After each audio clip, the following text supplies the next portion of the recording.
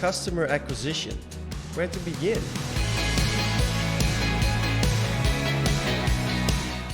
We felt that today's topic was super important and super relevant right now. Not only the world is at a massive war, also the market. It's crucial to have your own proposition and your customer communication on point. And today we will be talking some more about our own experiences and some of our tips that we researched. Listen up.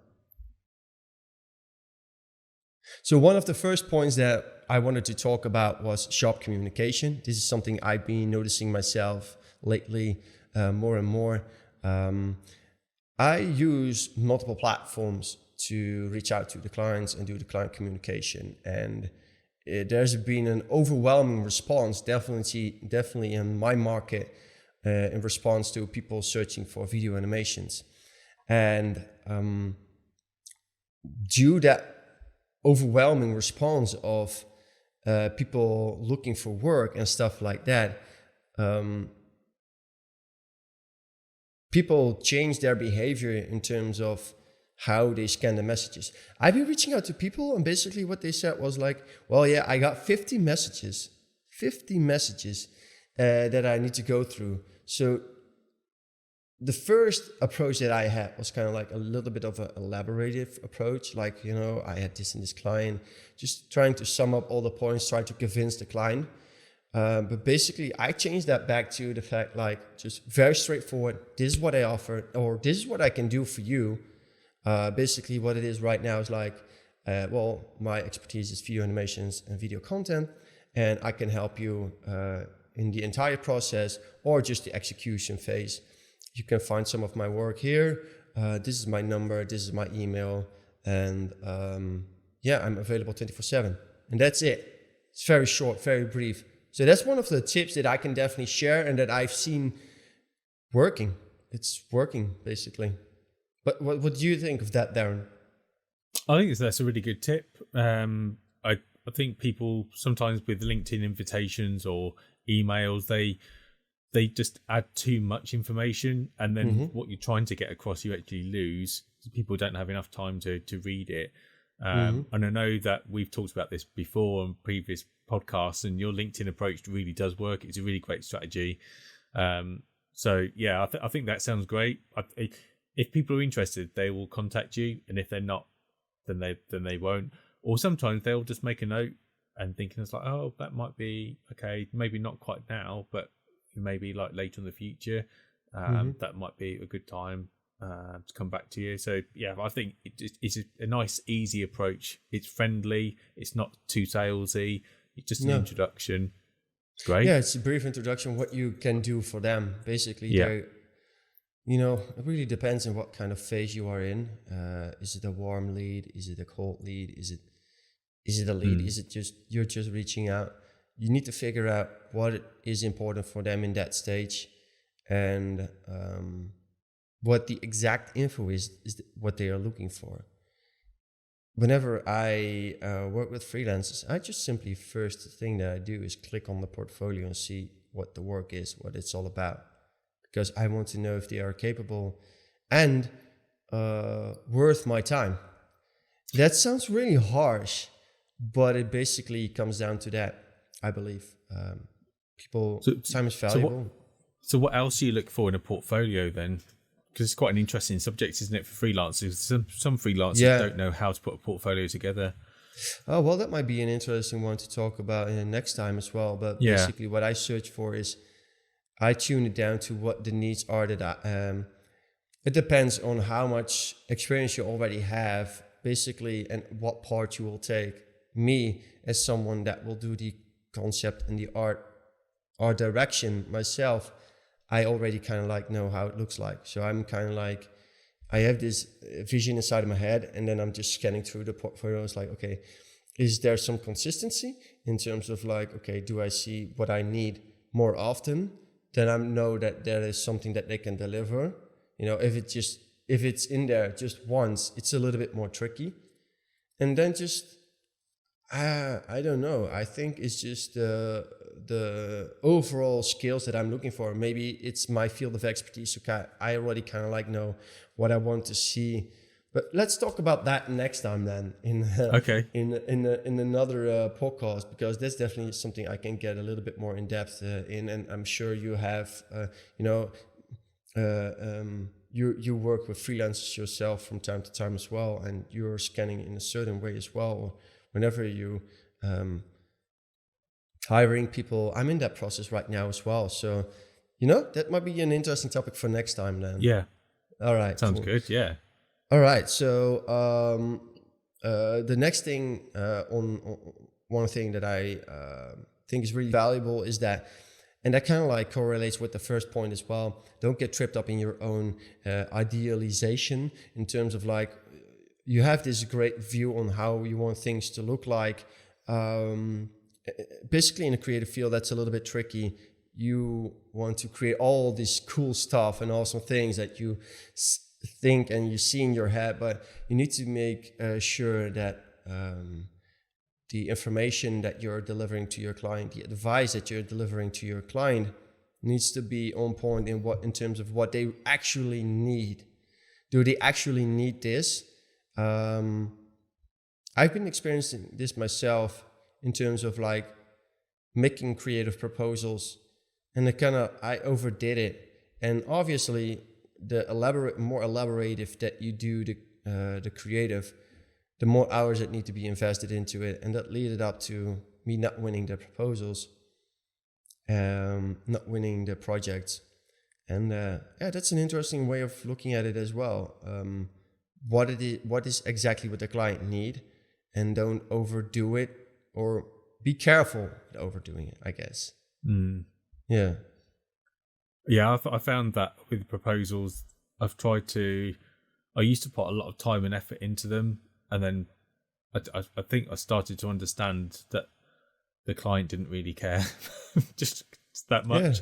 So it's like they just wanted to know what the information they needed to know was the simple stuff. It's like roughly what you're going to do, how long is it going to take, what's it going to look like, and how much is it going to cost. There may be a couple of other things, but generally that's what they were interested in, and the rest of it was just kind of That's not a really waste good. of time. But it's essential information only. Goes back to what you just said on your initial email introduction. Just keep it brief. And if people are interested, it's a hook, isn't it? So if they're interested, they'll come back to you for asking more information. And if they don't, then they won't. Provide the information they actually need. That's funny that you mentioned that. It's so true. Whenever writing a big proposal, just keep it to the information that actually matters. Yeah. In the phase in which you are in. If you're heading into the next phase, it's kind of like, oh yes, we will be working together. Unless they really require it, the information, if they really ask for it. So how are you going to, if they really ask for that information, then you can give that information. That's basically works the same way with ads. Just provide the information that actually matters. And and then they will click on that ad or on that link, and then they go to the website and find out about all the rest of the information. If they're really interested. But in the first phase, in that first little moment, they just need to be hearing what they want to hear. Yeah, that's basically obviously what it comes down to. Yeah. And writing it is really, writing those small ads or those small snippets or small emails is actually quite tricky if you're not used to doing it. I was helping a friend update their resume, their CV the other week. And it was very, very long, lots of detail. I understood why some of it was in there, but then I kind of like halved everything. And they were just so shocked. And it's like, you just don't need all the rest of it. It's true. It's just a shop window, just to have a conversation with you. If they're interested, they'll come back to you. And the more appealing you make that, then the better responses that you'll get. So it is a bit of an art, and it does take a bit of practice. But yeah, it's tricky trying to make something quite unappealing look appealing and engaging. So yeah, you need to spend this experience in that part as well, stripping down the information that it's not needed in that exact moment. So do you have any points that you feel are important in that? Maybe we're already going through them right now, and maybe you've written out these yourself as well. Or are there any extra points that you? The main thing I was going to talk about was kind of like a funnel process. So about when sort of finding people. So you've got these kind of 5 or 6 stages.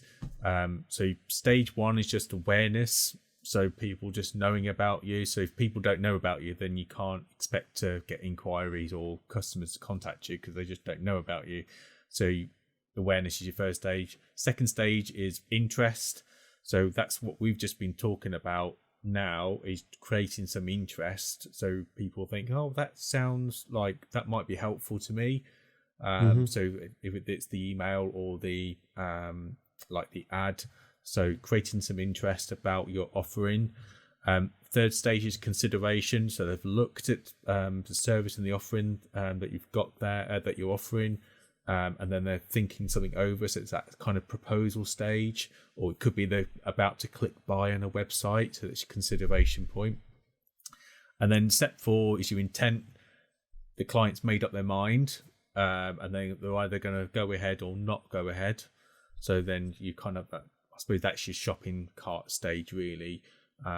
So they're either going to click to buy, or they're going to give you a call, or they're going to sign on the dotted line. Stage 5 is the evaluation stage. So they've already enjoyed the service or consumed the goods, and now they're kind of thinking, well, that was a great experience or not a very good experience.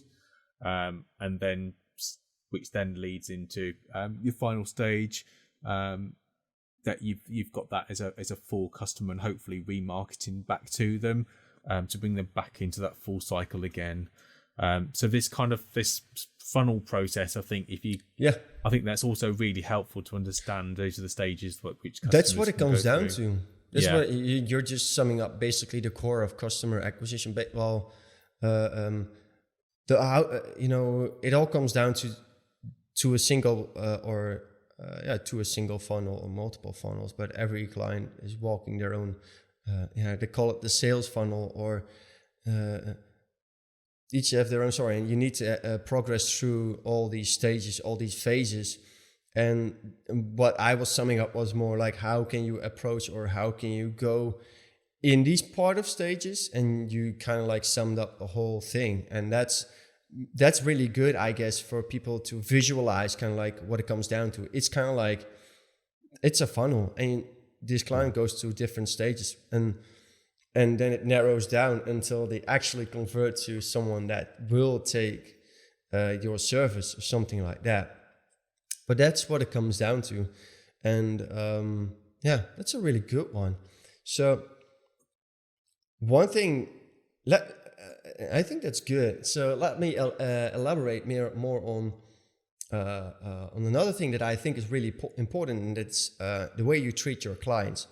So the way, this makes so much sense and so obvious, but a lot of people might not invest too much in this part as well, is that love your clients. Basically help them out. You are there to help them. You're not there to sell your service, you're there to help them. So don't suggest, always be directly like, they have a problem, well, I can suggest you this and this service. No, I have this and this problem. Okay, let's look at that problem. Okay, that's what they're more triggered. That's what will result in them converting into actual customers, in my belief. And that's what I read online and see in courses as well, is that you need to help them out, ask the right questions, and help to create insight for them. Showcase your experience, like in that field, like, okay, well, if it's this and this and this, just to give you an example, okay, they have a problem, I will help them get them more into the problem that is in connection with the visual part, video animations, video content, because that's my expertise. I'm not going to say, oh, well, then you have to do this and this and this, because that's not my experience or my expertise. You have to stay within your own field of expertise, obviously, because that's the point in which you really have knowledge, and that's where you can really help them out. Otherwise, you're just guessing. And maybe you can say, well, you should look into maybe website, and then, but I cannot tell you much more about that because that's not my field of expertise on how to go from that point. But basically, yeah, that's what it comes down to. Help them out, ask the right questions, create that insight, say, well, and once you give them that insight and put it really, sorry, I'm trying to find the right words. Once you created that insight and really made it like a visual thing, or really get down to the bottom of what it is they possibly could need, then you could say, well, I can do this and this and this, and this and this and this. And then you also need to back that up, why you will make that choice, why you are proposing them that option. And then it's just up to them. But they will make the choice based off the trust that you give them and the insight that you give them. They will not choose for you if you just say, if they are looking for someone to help them out, and then you say, well, I do this, this, and this. Yeah, it's a little bit difficult, but you understand what I mean, right, Darren? It's kind of like, yeah. And I hope the audience does that as well. I think it's really important, like you say, it's about, you're right, it's about, you're supposed to be helping them overcome a problem, or helping them improve their business, or achieve a particular goal. It isn't about, like you say, then you just selling your services. And I think that's where a lot of people start to, the lines start to blur. It's like, well, what else can I sell? What else can I sell? And that may well be appropriate. Yeah. But it's like, not all of the services you offer are going to be right for that client. It's about finding the best ones. And that's an ethical way of supporting a client. And sometimes they may need things that you can't offer. But that's an opportunity for you to either then start collaborating with other people who are more specialists about those services, and then potentially help them build your business that way because your clients need those services, or about you then having to upskill to meet the challenges for your clients. Isn't about saying, well, that's what I've got and that's what you need to have. It's like, no, that's not how it should work. That's not great. Yeah. Yeah, I think, and that's one of the key crucial things to really convert into projects. Help them get to a solution. Genuinely help them. Yeah. You can sell your products, and maybe they will purchase it, and then they find out, well, this is not actually it, and then they will never come back. Or I don't know. You can succeed in all kinds of different ways. I mean, I cannot foresee whatever I cannot tell the future. I cannot tell what the client will decide, but it's way more fruitful and the chance of success is way higher for both of you if you approach it in that way. And that might take you like extra 4 or 5 minutes, but in the long run, it's worth it. If they really liked your service and you really helped them out, they are way more likely to, tell friends, family, or whatever, So it's kind of like that part.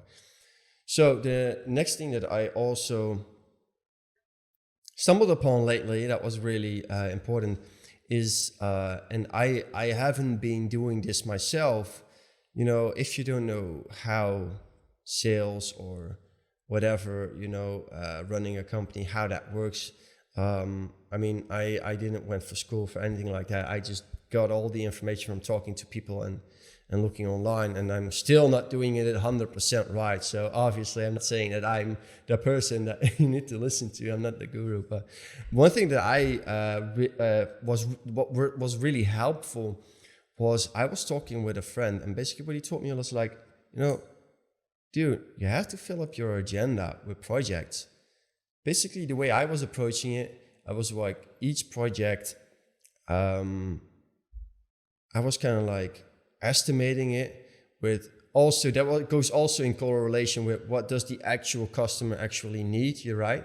So I was kind of like envisioning this massive project, And obviously a massive project, this bigger projects, and I was envisioning all this kind of cool stuff that comes down with it. But also it also was a reason for the estimates to be higher. So I wasn't winning any projects, and so there was a very inconsistent flow in work on my end, But one thing that was really helpful was get that insight. Okay, get down what they actually need, what do they actually need, and then you can always suggest extra stuff.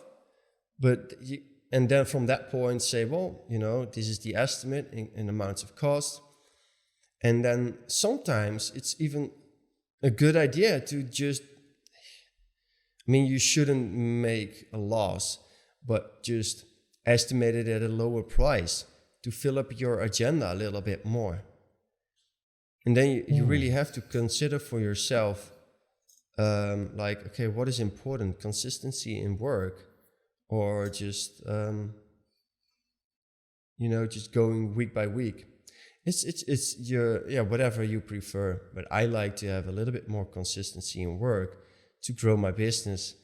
And that was one of the things that was a massive insight. Just like, okay, well, let's try to fill up your agenda, like plan up ahead. Okay, then week this, then week this, then week this, then week this, and estimate it at a lower cost just to fill up the agenda. And once you fill up the agenda a little bit more with consistency in work, then you can kind of like, I'm not saying then you can give these crazy estimates to clients, but then you don't necessarily feel the need to, how do I say this carefully? Then you can give some of the estimates that you're trying to push the limit of the final project as well. Then you're free to do then you have some freedom in giving your estimates. I think that's what it comes down to. Some people also give, because some people also give like 30% on top just to, to scale up. You cannot just convert the actual hours to a final price. You need to add an extra on top, because that's what you need to grow as well, obviously. Otherwise it's going to be really difficult to grow. So, and that's the point in which you can kind of like lay a little bit extra amount on top to say, okay, well, if they need if they want to work with me, they just need to pay a little bit extra. And then you have that flexibility to set a price that you maybe find more attractive. That's kind of like what it came down to. I think that's really interesting, because it's difficult, because if you do that, that might price you out.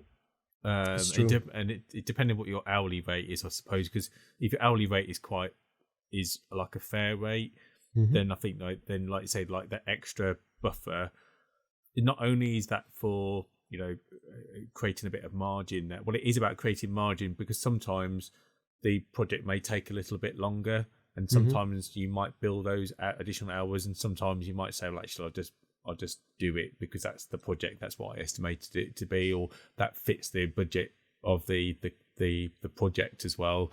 Because sometimes you're given a budget from the beginning, so you have to do everything within that time, within that amount. So that can be a challenge. Yeah, I should say that I was more focusing towards sharp pricing. So giving sharp prices, that it's kind of like, okay, well, obviously you need to make a little bit of margin, but it's really less, and you're kind of like taking a little bit of a risk, but just to fill up the agenda. And after that, you can be a little bit more like, okay, take it a little bit wider margin. That's kind of like what it came down to.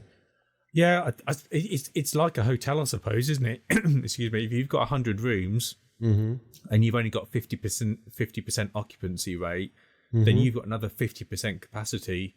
So then what do you do if you've got nobody buying those rooms? You might then start to drop the price, is what you're saying.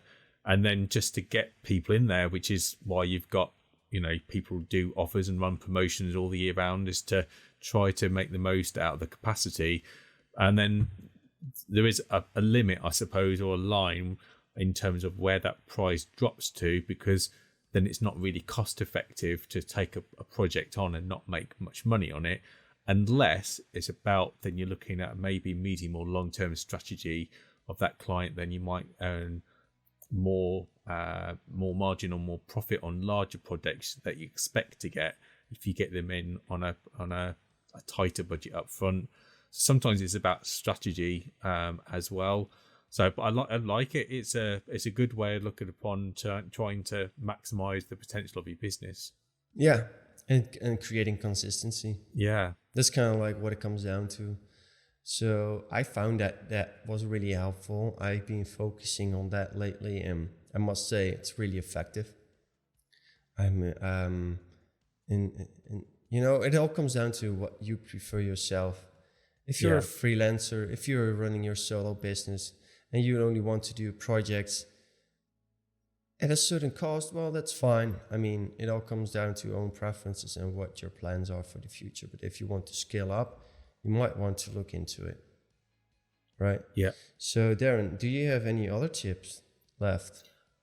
I don't. I think we've talked about a lot today, and I think that's a lot. If you only do sort of half of some of what we talked about, then I think that's going to set you on a really good road to improving the amount of customers or the number of inquiries and leads you're going to get.